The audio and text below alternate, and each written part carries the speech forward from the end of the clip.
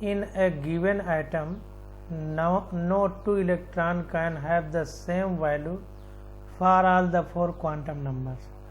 This is called, कह रहा है कि 2 इलेक्ट्रॉन सारी क्वांटम संख्याएं समान नहीं रख सकते। मतलब कहने का कि नहीं 2 इलेक्ट्रॉनों की चारों क्वांटम संख्याएं एक नहीं हो सकती। इस सिद्धांत को क्या कहते हैं, इस रूल को या इस प्रिंसिपल को क्या कहते हैं? तो देखिए डी ऑप्शन करेक्ट है। This is a Pauli's exclusion principle. इसे पाउली का अपवर्जन नियम कहते हैं। हिंदी में अगर पूछा जाए किन्हीं भी 2 इलेक्ट्रॉनों की चारों क्वांटम संख्याएं समान नहीं हो सकती। अगर NL-ML यानी मुख्य क्वांटम संख्या, दिगंशी क्वांटम संख्या, चुंबकीय क्वांटम संख्या अगर समान हो जाएं तो चक्रण क्वांटम संख्या या इंग्लिश में कहें तो स्पिन क्वांटम नंबर जरूर भिन्न होगी। तो ये पाउली नामक साइंटिस्ट ने बताया था, इसलिए पाउली एक्सक्लूजन प्रिंसिपल या हिंदी में पाउली का अपवर्जन नियम कहते हैं। 62 क्वेश्चन देखते हैं। फॉर एजीमुथल क्वांटम नंबर यानी हिंदी में दिगंशी क्वांटम संख्या का मान दिया है l बराबर 3, तो कह रहा है the maximum number of electron will be. तो अधिकतम कितने नंबर इलेक्ट्रॉन हो, कितने अधिकतम इलेक्ट्रॉन हो सकते हैं? तो देखिए यहाँ पर 63 नंबर क्वेश्चन 63 नंबर क्वेश्चन में l बराबर 3 मीन्स F सबसेल। अब l की वैल्यू 3 दी गई है, तो इसका मतलब है SPDF। यस के लिए l की वैल्यू यस के लिए 0 होती है, P के लिए 1, D के लिए 2, F के लिए 3। तो l की वैल्यू 3 दी गई, इसका मतलब F उपकोष है, F सबसेल है, उपकोष है। और F सबसेल में 7 कक्षक होते हैं, 1 2 3 4 5 6 7 कक्षक। और प्रत्येक कक्षक में विपरीत चक्रण के 2 इलेक्ट्रॉन रह सकते हैं। इसका मतलब इलेक्ट्रॉनों की संख्या कितनी होगी? 7 दूनी 14। एक कक्षक में 2 तो 7 में 14। तो डी ऑप्शन हमारा करेक्ट होगा। 63 नंबर क्वेश्चन देखते हैं। कह रहा है the order of filling of electron in the orbital of an item will be. कह रहा है जो 4 हमको उत्तर दिए ऑप्शन दिए गए हैं, 4 विकल्प दिए गए हैं, इनमें से इलेक्ट्रॉन के भरने का सही ऑर्डर कौन सा है? तो अगर आपको 1s 2s 2p 3s 3p 4s 3d 4p 5s ये सब याद है, मतलब ऑफ बाउ प्रिंसिपल याद है, तो आसानी से भर लेंगे। तो उसी के अकॉर्डिंग हम लोग भरेंगे। या फिर n+l रूल लगा दो, जिसका n+l ज़्यादा होगा उसकी ऊर्जा ज़्यादा होगी, और जिसका कम होगा उसके लिए कम होगी। और अगर n+l बराबर होगा तो जिसका n ज़्यादा होगा उसकी ऊर्जा ज़्यादा मानी जाएगी। तो देख लेते हैं। हमने बता दिया है आंसर, देखिए आंसर में पूरा डिस्क्राइब करके दिया होगा। तो 63 नंबर क्वेश्चन देखते कहते हैं higher the value of n+l for an orbital higher is its energy. जिस में n+l यानी मुख्य क्वांटम संख्या प्लस दिगंशी क्वांटम संख्या की वैल्यू जिस कक्षक के लिए ज्यादा होगी उसकी ऊर्जा ज्यादा होगी। However, if 2 different type of orbital have same value of n+l, the orbital will lower value of n has lower energy। कह रहा है अगर 2 कक्षक के लिए n+l वैल्यू के समान हो जाए तो जिसके लिए n कम होगा उसकी ऊर्जा कम होगी। तो बी वाला ऑप्शन हमारा करेक्ट है। ऐसे n+l करके आप लोग देख लीजिएगा, तो 63 का बी आंसर हो जाएगा। करके कहिए, एक बार दिखा सकते हैं। तो यहां पर देखिए n हमारा 4 हो गया, l हो गया 0, तो ये आ गया 4। इसमें n हो गया 3, जो पहले लिखा है वो n है, जो बाद में लिखा है वो l है। और d के लिए हो गया 2, तो ये हो गया 5। यहाँ पर n हो गया 4, p के लिए हो गया +1, तो ये भी हो गया 5। यहाँ पर 5, यस के लिए 0 हो गया, तो पूरा आ गया 5। अब यहाँ पर 4 प्लस डी हो गया 2, तो ये हो गया 6। तो सबसे ज़्यादा 6 की ऊर्जा हो गई। इसके बाद देखिए इन दो में लड़ाई है, तो इन दो में देखिए एन की वैल्यू ज़्यादा है, इसमें एन की वैल्यू कम है। एन 4 है, इसमें एन 5 है। जब दोनों बराबर हैं तब हम तुलना कर रहे हैं, जिसमें एन ज़्यादा होगी उसकी ऊर्जा ज़्यादा होगी। तो इसके लिए एन 5 है, इसके लिए एन 4 है। इसका मतलब इसकी ऊर्जा ज़्यादा है, इसलिए बाद में लिखा गया। अब ये दोनों खत्म हो गए, इसमें देखते हैं। अब ये भी एन 5 है, लेकिन पूरा टोटल 5 है एन प्लस एल, लेकिन एन इसके लिए 3 ही है, तो इसलिए इन दोनों से भी इसकी ऊर्जा कम होगी, इसलिए इसको और पहले लिखा गया। और इसमें देखिए एन 4 है और ये 0 है, तो 4 हो गया। तो 4 5 5 5 6, तो 4 सबसे कम 6 सबसे ज़्यादा। अब इन 5 में जो कन्फ्यूजन था वो हमने बता दिया कि इसका एन सबसे ज़्यादा है तो ज़्यादा ऊर्जा होगी, उससे कम एन इसका है, फिर सबसे कम एन इसका है। तो बी ऑप्शन हमारा करेक्ट हो जाएगा। 64 नंबर क्वेश्चन कह रहे हैं the electronic configuration of copper atomic number 29 is. तो कॉपर के लिए देखिए ये अपवाद था, कॉपर और क्रोमियम हमारा एक्सेप्शन था, अपवाद था। इसमें ध्यान देना है कि 3D9 मतलब आधे भरे हुए कक्षक रहेंगे, पूरे 3D9 नहीं रहेगा। 3D9 को 3D10 कर देंगे और 4s2 है जो इसको 1 कर देंगे। क्यों? क्योंकि आधे भरे हुए कक्षक या पूरे भरे हुए कक्षक ज़्यादा स्थायी होते हैं। तो 3D9 में 1 कम है, डी में 5 होते हैं। 1 2 3 4 5, 1 2 3 4 5। तो 1 2 3 4 5 6 7 8 9 10, ये 10 इलेक्ट्रॉन भर गए। तो अब पूरा भरा हुआ कक्षक ज़्यादा स्थायी होता है या फिर आधा भरा हुआ हो तो वो भी। तो 3D9 देखिए अस्थायी है, इसलिए भर के 3D10 कर देंगे। और यस आ गया, तो यस में देखिए पूरे भरे हुए हैं यस, तो आधा भरा हुआ भी उतना स्थायी होता है। तो इसका अगर हम 1 इलेक्ट्रॉन हटा लें तो ये आधा भरा हुआ रहेगा, तब भी स्थायी होगा। आधा भरा हुआ या पूरा भरा हुआ स्थायी रहता है। तो इसका अगर 1 इलेक्ट्रॉन निकाल के 9 को 10 कर दिया जाए तो डी भी पूरा भरा हुआ इस तरह हो सकता है। तो ये दोनों, ये भी आधा भरा हुआ होगा, ये पूरा भरा हुआ, तो और स्थायी होगा। तो इसलिए 3D10 और 4s1 कर दिया। तो बी ऑप्शन हमारा करेक्ट होगा, इसको ध्यान रखना है। तो 64 का देखिए बी ऑप्शन हमारा करेक्ट है। Electronic configuration of copper 3D10 कर दिया है, 4s1। बाकी आप वाउ नियम से 1s2 s2 p3 s3 p4s ऐसे करके हम लोगों को भरते जाना। अब 65 नंबर देखते हैं। कह रहा है the total number of electron that can be accommodate in all the orbitals having principal quantum number 2 and azimuthal quantum number 1 are. कह रहा है the total number of electron that can be accommodate in all the orbital. कह रहा है कि दो electron, total electron कितने होंगे जो किसी कक्षक में पाए जाएंगे जिसका प्रिंसिपल क्वांटम नंबर यानी मुख्य क्वांटम संख्या 2 है, जिसका मुख्य क्वांटम संख्या 2 है और एजीमुथल क्वांटम संख्या 1 है। कहने का मतलब ये n है और ये हमारा l है। तो n की वैल्यू 2 है और l की वैल्यू 1 है। तो कह रहा है टोटल नंबर ऑफ इलेक्ट्रॉन कितने होंगे, ये हमको बताना है।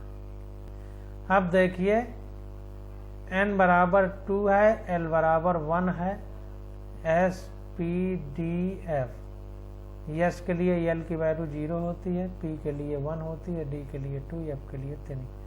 तो l की वैल्यू 1 है, इसका मतलब p कक्षक है, तो 2p हो जाएगा। अब p में 3 कक्षक होते हैं, 1 2 3।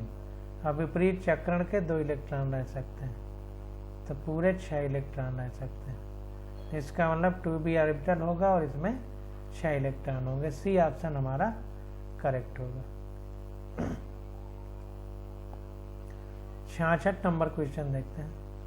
Ion has 18 electron in the outermost shell, it is. कह रहा है जो 4 विकल्प दिए गए हैं, इसमें जो आयन दिए गए हैं इसमें 18 इलेक्ट्रॉन है किसी में, बाहरी कक्षा में, आउटर मोस्ट सेल मतलब बाहरी, आउटर का मतलब बाहरी, तो सबसे बाहरी, मोस्ट का मतलब सबसे बाहरी, तो सबसे बाहरी कक्षा में 18 इलेक्ट्रॉन है, तो वो कौन सा एलिमेंट होगा, वो कौन सा आयन होगा, ये हमको बताना है। तो 66 का देखिए, copper ion has 18 electron in its outermost shell, electronic configuration of Cu plus, तो Cu plus 1s2 2s2 2p6 3s2 3p6 3d 10 इस तरह भरा जाएगा। आगे 4s1 होता है, कॉपर का भी पीछे पढ़े थे, तो यहाँ पर अगर 4s1 हो जाएगा,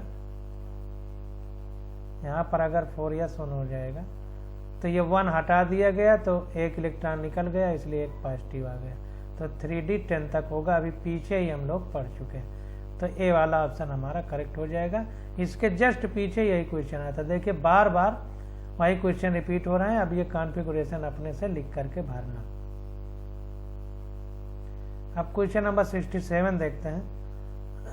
कह रहा है the number of unpaired electron in n+2 is, तब देखिए n में हमारे 7 होते हैं, 7 n 14 देखते हैं।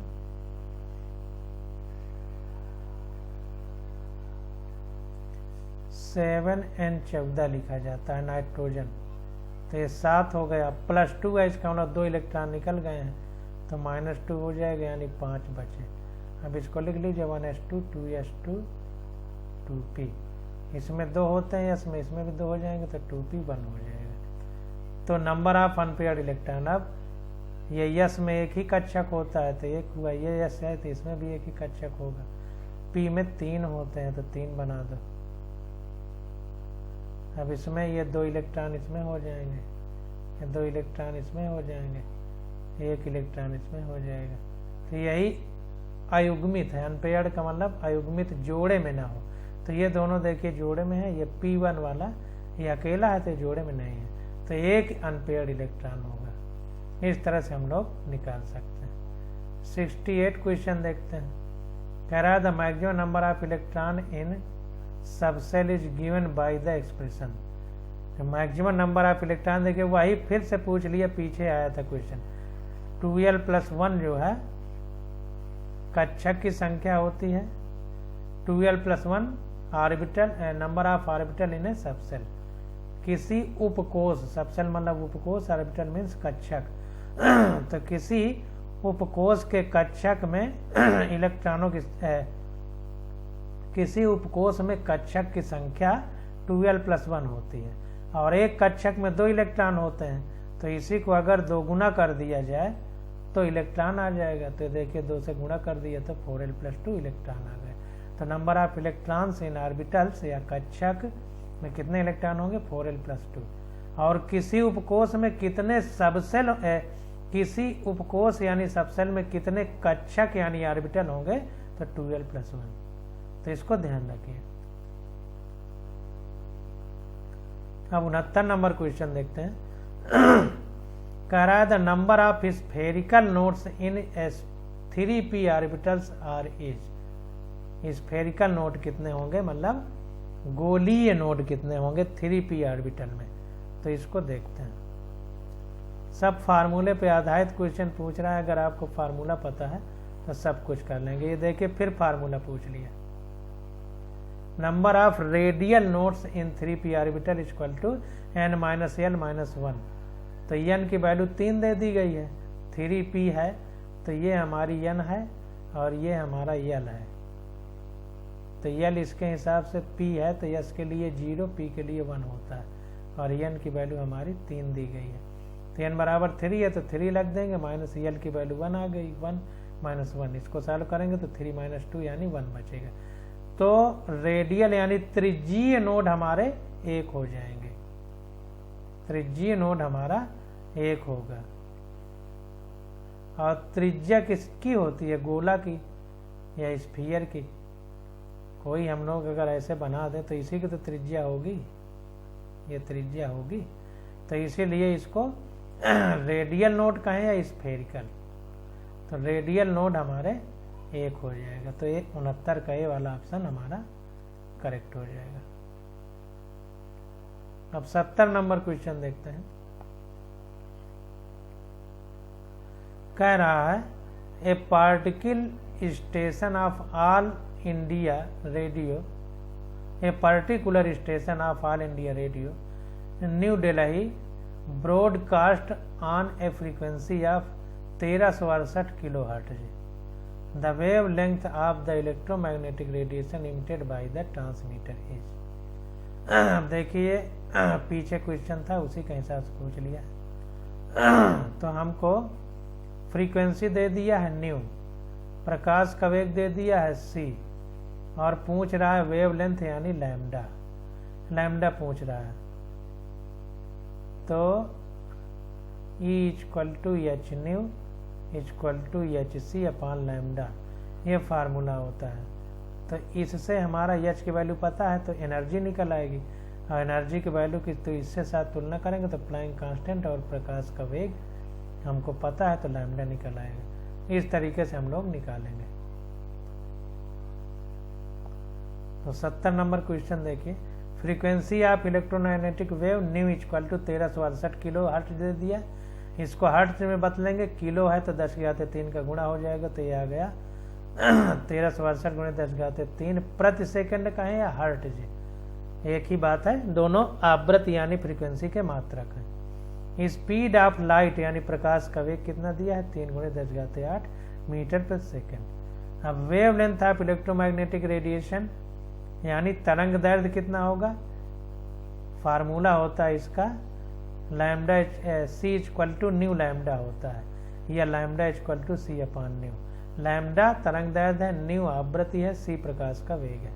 अब सारी वैल्यू रख देंगे तो लैम्डा बराबर 3 गुणे 10⁸ होता है प्रकाश की वेग, और आवृत्ति हमको दिया है 1368 गुणे 10⁻³ प्रति सेकंड। सॉल्व करेंगे आंसर आ जाएगा 219.3 मीटर। क्वेश्चन नंबर 71 देखते हैं।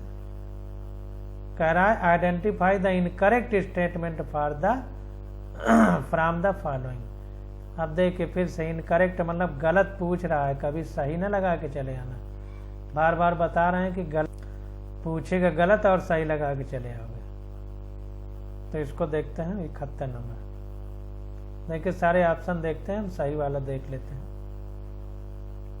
चौथा ऑप्शन हमारा करेक्ट है, बाकी सब गलत है।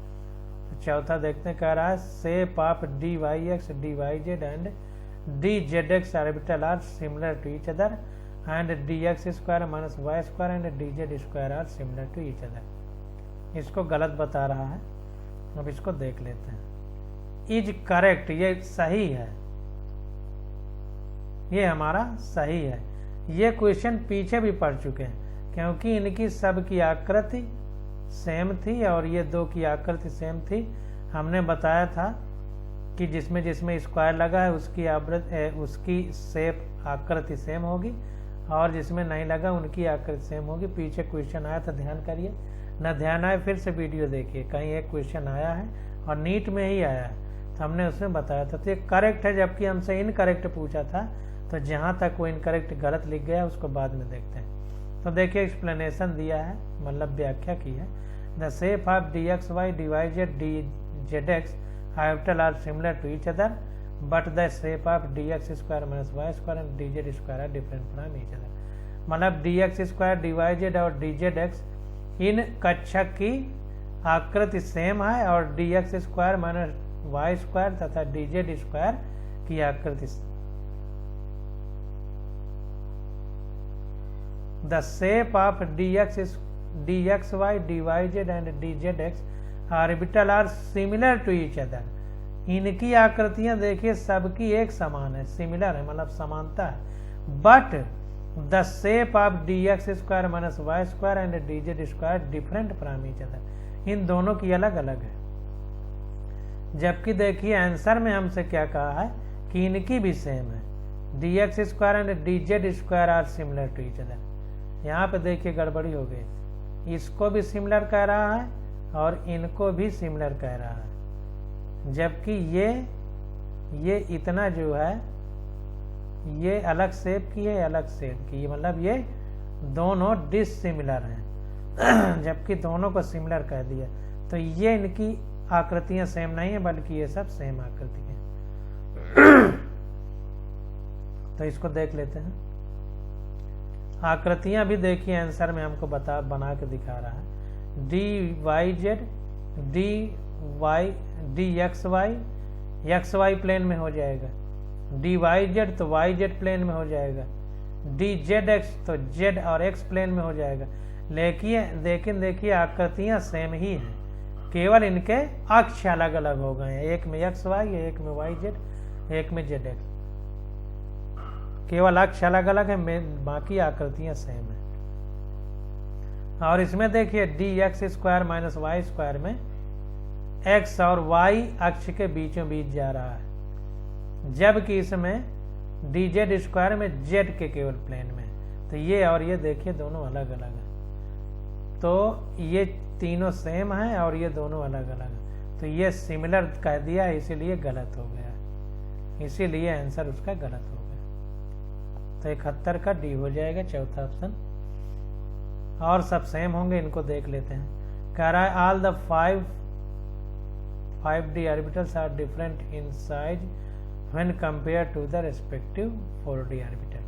अगर 5D कक्षक की 4D कक्षक से तुलना की जाए तो सारे 5D 4D की तुलना में साइज में यानी आकृति आकार में अलग अलग होंगे। साइज बस जाहिर सी बात है, 5D की ऊर्जा ज़्यादा है, इसकी कम है, तो ये ज़्यादा साइज में बड़ा होगा। ऊर्जा ज़्यादा ऊर्जा वाला कम ऊर्जा से, क्योंकि जिसकी ऊर्जा ज़्यादा होगी वो बाहरी कक्षा होगी, तो जिसकी ऊर्जा ज़्यादा होगी नाभिक से उतनी दूर होगी तो उसकी साइज ज़्यादा होगी। तो ये साइज में बड़ा होगा, ये छोटा। All the five 4D orbitals have shape similar to the respective 3D orbitals। ये गलत है। All the 5 4D orbitals have shape, आकृति, हाँ shape। साइज देखिए आकार होता है, आकार बड़ा छोटा हो सकता है, जैसे ये आकार है और ये आकार है, तो ये बड़ा है, ये वाला इसका साइज बड़ा है, इसका देखिए छोटा है। तो साइज तो अलग है लेकिन शेप एक ही है, ये भी वृत्ताकार है, ये भी वृत्ताकार है। तो 4D और 3D क्योंकि D ही है तो शेप समान होगा लेकिन साइज अलग होगी। इसकी साइज ज्यादा होगी, ये बड़े साइज का होगा, ये छोटे साइज का होगा, लेकिन है तो दोनों वृत्ताकार ही। तो ये भी वृत्ताकार है, ये भी वृत्ताकार, हम उदाहरण दे रहे हैं। तो ये भी वृत्ताकार, ये भी वृत्ताकार, तो आकार अलग अलग है, ये बड़ा आकार है, छोटा आकार है, लेकिन आकृति सेम है। ये भी वृत्त है, ये भी वृत्त है। कितना गूढ़ क्वेश्चन है, देखिए ध्यान दीजिए, 3 बातों को समझिए। अगला क्वेश्चन कह रहा है in an atom all the 5 3D orbitals are equal in energy in free state. In an atom all the 5 3D orbitals are equal in energy in free state. स्वतंत्र अवस्था में जितने भी 5D ऑर्बिटल हैं उनकी ऊर्जा समान होती है। तो क्लियर है, क्योंकि ऊर्जा समान ना होती तो इसको ऐसे बनाया जाता है, 1 2 3 4 5 है, सेम प्लेन में बनाया जाता है। अगर ऊर्जा ज्यादा होती तो इससे इसको ऊपर बनाया जाता है, फिर इसको और ऊपर बनाया जाता है, इसको और ऊपर, इसको और ऊपर, ताकि ये पता चल सके कि ऊर्जा बढ़ती जा रही, जबकि एक ही प्लेन में बने इसका मतलब ऊर्जा सबकी समान है। तो इसलिए तीसरा भी सही, चौथा ही केवल हमारा गलत है।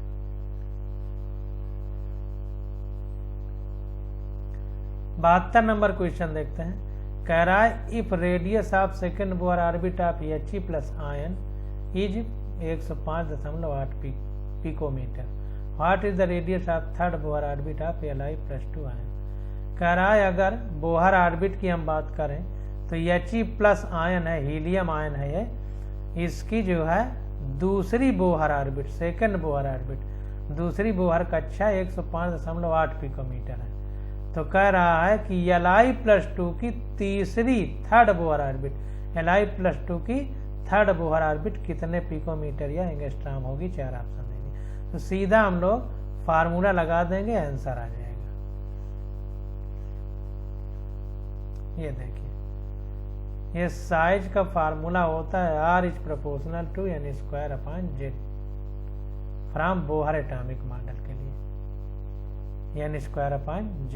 z हमारा परमाणु संख्या है, r त्रिज्या है, n हमारी कक्षा की संख्या है। तो इसको देखते हैं, कक्षा की संख्या है क्या, अभी पता चल जाएगा। तो for third Bohr orbit of Li+2, मतलब लिथियम +2 आयन की तीसरी बोहर कक्षा के लिए, थर्ड बोहर ऑर्बिट के लिए क्या होगा। तो n हमारा Li+3 बराबर 3 हो जाएगा। थर्ड बोहर ऑर्बिट मतलब कक्षा, देखिए हमने भी बताया था ना, कक्षा की बात है, तो ये कक्षा है। थर्ड बोहर ऑर्बिट के लिए n की वैल्यू 3 हो जाएगी। n Li+3 लिखा है, मतलब बोहर ऑर्बिट तीसरी कह रहा है, तो n बराबर 3 हो जाएगा। और परमाणु संख्या 3Li7 लिखा जाता है, 3Li7 ये परमाणु संख्या है या द्रव्यमान संख्या है। तो परमाणु संख्या Li के लिए कितनी होगी, 3, तो Z बराबर 3 हो गया। अब for second Bohr orbit of He+ यानी हीलियम आयन के लिए n की वैल्यू 2 हो जाएगी, क्योंकि सेकंड कह रहा है, सेकंड मतलब दूसरी कक्षा के लिए, तो n हमारी कक्षा को रिप्रेजेंट करता है, तो n बराबर 2 हो गया।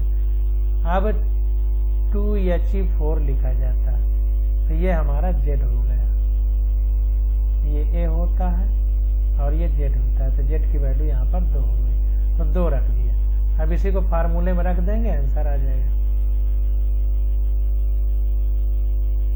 यहाँ पे फार्मूले में रख दिया, देखिए तीसरी कक्षा के लिए n² था, n² था, तो Li के लिए 3Li7 था, तो तीसरी कक्षा के लिए 3 का स्क्वायर अपान तीसरा 3 उसका परमाणु संख्या थी। और हीलियम के दूसरे में पूछ रहा है, तो n बराबर 2 लिख दिया, और 2 ही इसका जो है परमाणु संख्या थी। तो अब इसकी तुलना करेंगे, ये बटे ये, तो Li बटे He, तो Li हमारा कितना है, 3 का स्क्वायर बटे 3 गुणे, अब ये उल्टा हो जाएगा जब इधर नीचे आ जाएगा, तो 2 गुणे या 2 का स्क्वायर नीचे चला जाएगा, तो ये काट पीट करके आ गया 3 बटे 2, ये कट जाएगा, 1 3 इससे कटेगा, 1 2 इससे, तो 3 बटे 2 आ जाएगा। तो R3Li+3 अपान, अब ये हीलियम के लिए 105 हमको 0.8 दे दिया गया, तो इसकी वैल्यू रख दिए, बराबर 3 बटे 2 हो जाएगा। अब इसकी जब यहाँ पे वैल्यू रखेंगे इसकी, ये इधर चला जाएगा। अब इसको सॉल्व करेंगे, काटे पीटेंगे, तो आ जाएगा 158.7 पिकोमीटर। तो Li की तीसरी बोहर ऑर्बिट की त्रिज्या कितनी होगी, 158.7 पिकोमीटर। यही हमारा आंसर हो जाएगा। इसका मतलब कि 72 का पहला ऑप्शन हमारा करेक्ट है, 72 का ये वाला। तो अब अंशाल हमारा यहीं पर खत्म हो गया। अब हम लोग बायोलॉजी की स्टडी करेंगे आज यहीं तक।